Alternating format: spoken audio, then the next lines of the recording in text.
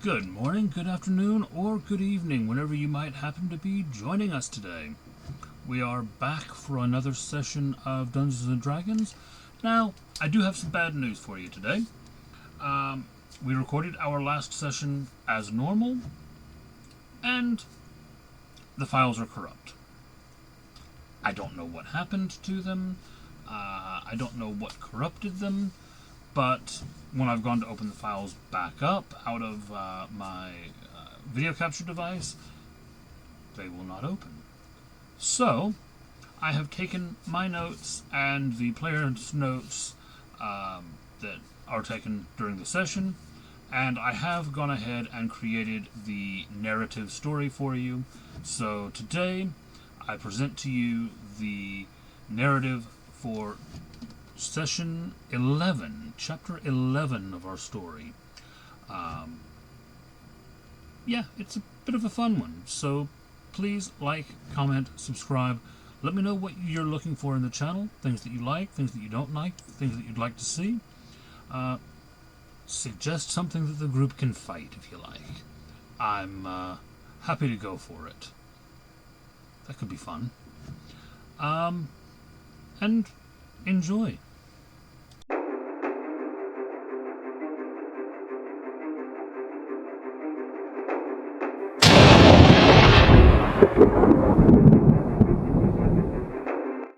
Saladin stands in the ashes of his favorite kebab shop, arms crossed, fists clenching at his sides.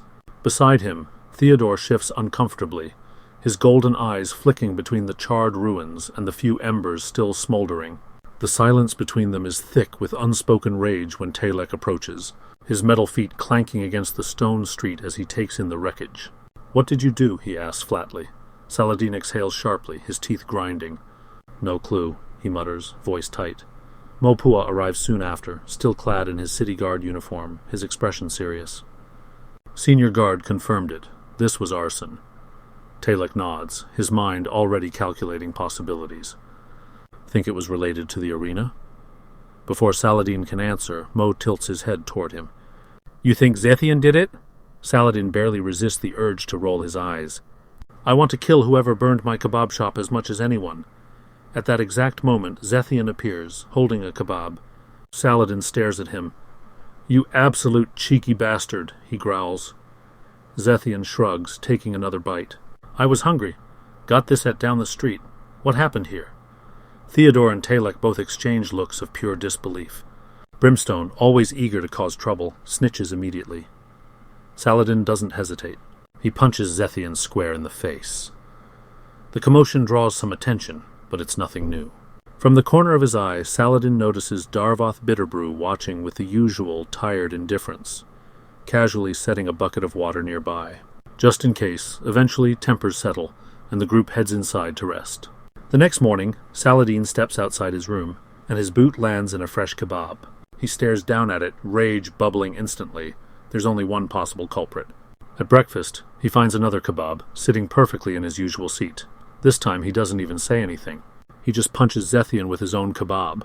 Between bites of actual breakfast, Theodore shifts the conversation towards something far more serious. He explains a theory, that he might be able to complete a ritual sacrifice without Brimstone's influence. Saladin raises a brow. "If you're going to do it in the Cube of Doom. Self-contained. Less cleanup." Theodore nods thoughtfully.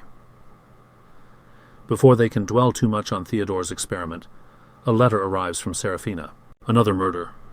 They move quickly, heading to the crime scene in the inner ring of the city, southwest quadrant. Seraphina is already there, standing tensely among the rows of personal allotments. "This one was far too open," she says, scanning the area. The killer wasn't afraid of being seen. As they investigate, Zethian frowns.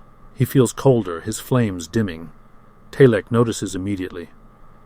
"This is not natural," Saladin exhales sharply. Willing participant.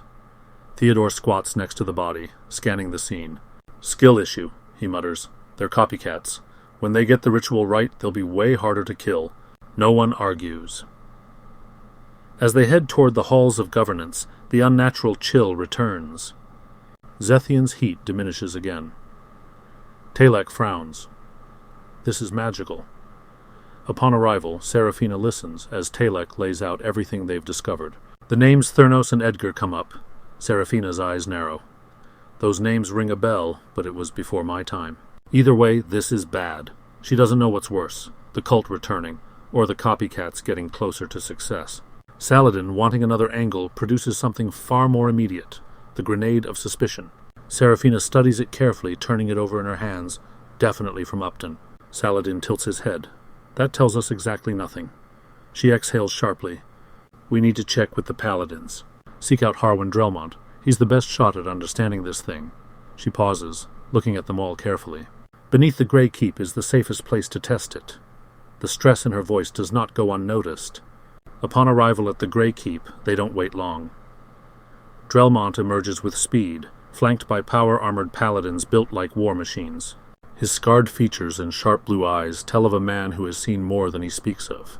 They explain the grenade, and without hesitation, Drelmont turns. Follow me.